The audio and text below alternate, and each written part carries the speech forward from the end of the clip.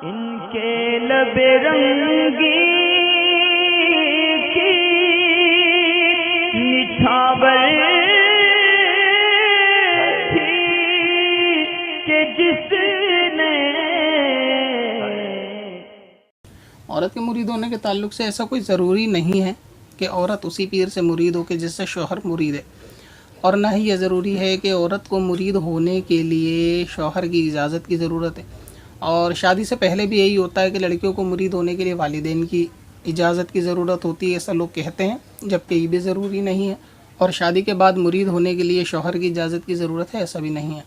औरत जहाँ चाहे जिससे उसका दिल हो, किसी कामिल पीर से, पीर की वही शराइत होंगी, यानी ये कि सहीहुल अक़ीदा सुन्नी हो, आलिम दीन हो, गैर फासिक हो और उसका सिलसिला हुजूर तक जाता हो। अगर कोई ऐसा शर्तों वाला पीर है तो उनसे मुरीद हो सकते हैं, और औरत भी उनसे मुरीद हो सकती है, और इसमें शौहर की परमिशन की ज़रूरत नहीं है, जबकि उसे घर से बाहर ना जाना पड़े।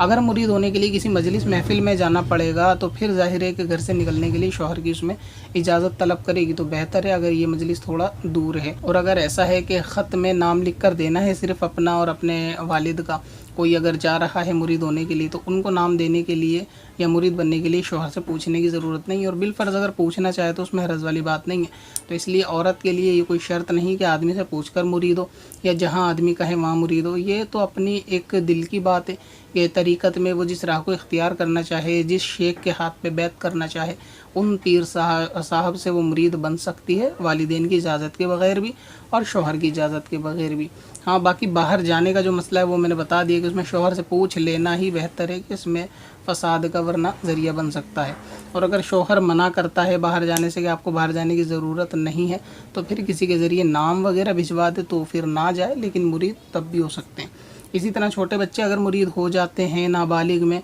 तो उनके वालिदैन की रज़ामंदी से वो मुरीद तो हो सकते हैं, लेकिन बालिग होने के बाद उनको इख्तियार रहता है, अगर वो ख़ुद किसी और पीर से मुरीद होना चाहें तो बाद में वो हो सकते हैं, लेकिन बेहतर यही है कि उसी सिलसिले में रहें। ये भी एक रिवाज घर में चलता है कि जिससे बड़े मुरीद होते हैं तो वो ये समझ रहे होते हैं हमारी सारी नस्लें उनसे मुरीद हैं, और कभी ऐसा भी सुनने में आया है कि वो बोलते हैं कि 7 पीढ़ी तक हम उनके मुरीद हैं। तो ये भी नहीं होता कि अगर आप 7 खुद मुरीद हो गए तो आपकी सारी नस्लें, सारे बच्चे उनसे मुरीद हैं, ऐसा नहीं होता। बालिग होने के बाद सबका इख्तियार है, लड़का लड़की अलग अलग अगर कहीं बैत होना चाहे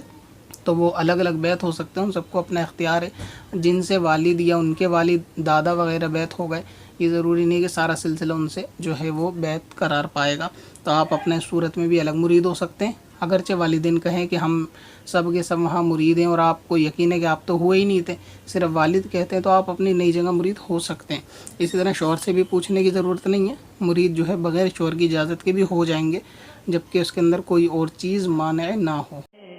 पत्थर में हसन लाले पुरनवार